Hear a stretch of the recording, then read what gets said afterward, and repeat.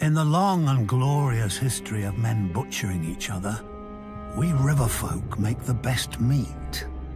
How else can you explain why anyone would stay in a land of constant carnage for thousands of years?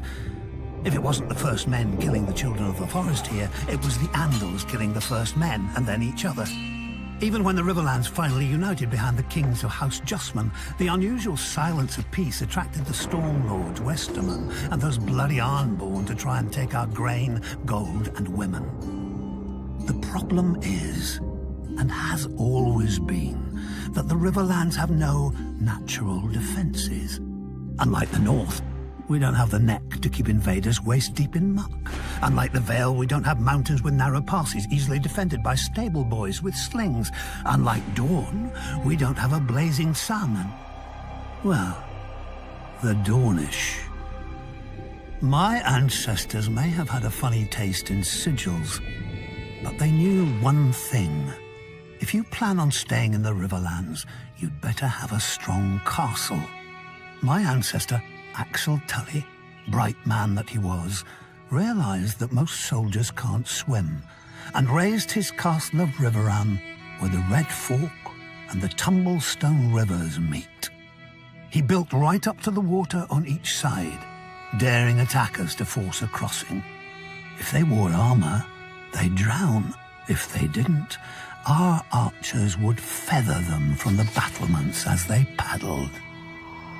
An army could still assault Riverrun from the west, however, so my ancestors dug a wide moat along our western wall, connecting the rivers on either side of the castle. When any would-be conquerors showed up, we opened a series of gates and flooded the moat, transforming Riverrun into an island fortress with enough stores to last years. As the invaders starved in their camps, they'd watch us fish off our walls, just for variety. And because we were bored, eventually they all skulked home. In the 1,000 years that Riverrun has stood, not once has it been taken by force. It's a proper castle. You want it, you have to marry into it. Even the damned Freys knew that much. Up-jumped toll collectors living on a bridge instead of beneath it like the rest of their kind. But finally, a Lord of the Crossing passed off one of his brood to his liege lord, House Tully. My nephew Edmure. People say Lord Walder arranged the Red Wedding to punish Robb Stark. I say he did it just as much to steal Riverrun. They've always envied our castle. Maybe they think 2 rivers can wash off the filth that coats them. They'll never know. The Lannisters could grant Riverrun to the Freys for 1,000 years, but that doesn't mean they can have it. Do you think it was hard to convince Tully's soldiers to turn against the Freys?